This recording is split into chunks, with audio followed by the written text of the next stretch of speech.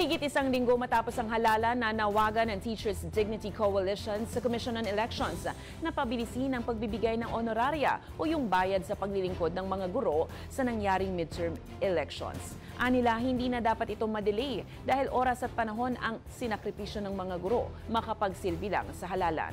Ang balitang A to Z ni Naomi Almohano. 8 araw matapos ang Bantay Boto 2025, may mga iilan pa ring guro sa iba't ibang parte ng bansa ang hindi pa natatanggap ang kanilang honoraria mula yan sa pagsisilbi bilang electoral board. Nasa mahigit 758,000 ang dineploy na poll workers noong Mayo 12. Kung saan mahigit 660,000 dito ang tauhan ng Department of Education at lagpas 300,000 naman ang mga guro.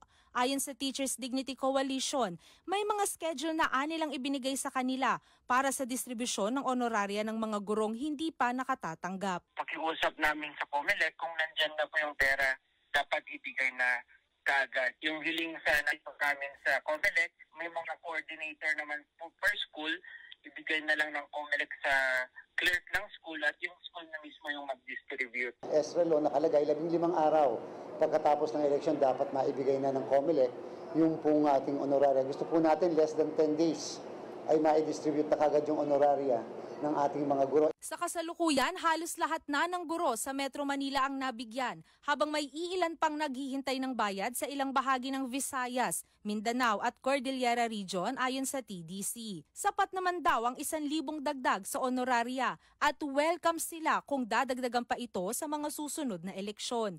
Pero panawagan ng organisasyon, alisin na ang tax na nakapataw sa honoraria ng mga guro. Ito aniya kasi ang nagpapabigat sa sakripisyo at serbisyong ibinuhos ng mga guro sa nagdaang halalan. Yung election na once in a blue moon lang, kaya dapat po yun na yung tignan na hindi na po matataksan yung mga teacher na nagsisilbi sa election. Samantala, bagaman walang insidente ng harassment o panggigipit sa mga guro noong araw ng halalan sa bansa, technical problem naman sa mga automated counting machine ang kanilang binuno. Nung dumami na yung mga tao, nagdagsahan, yung binabalik na yung balotang pinapakain sa makina. Kailangan pang maghanap ng signal yung mga teacher, kailangan pa nilang buhatin yung ACM. Bukod dyan, dagdag pa ng koalisyon. Kailangan din ng mga guro ng mga food packs kasi nga hindi nila maiwan yung mga yung polling place mismo. Dapat sana kahit snacks man lang, libreng patok man lang ay meron. Gayunpaman, sumulat na ang koalisyon sa COMELEC ng mga suggestion at recommendation para sa mas maayos na daloy ng botohan at sa kalagayan na rin ng mga gurong muling magsisilbi sa barangay at sangguniang kabataang eleksyon sa darating na Disyembre. Para sa Balitang A to Z, Naomi Almohano.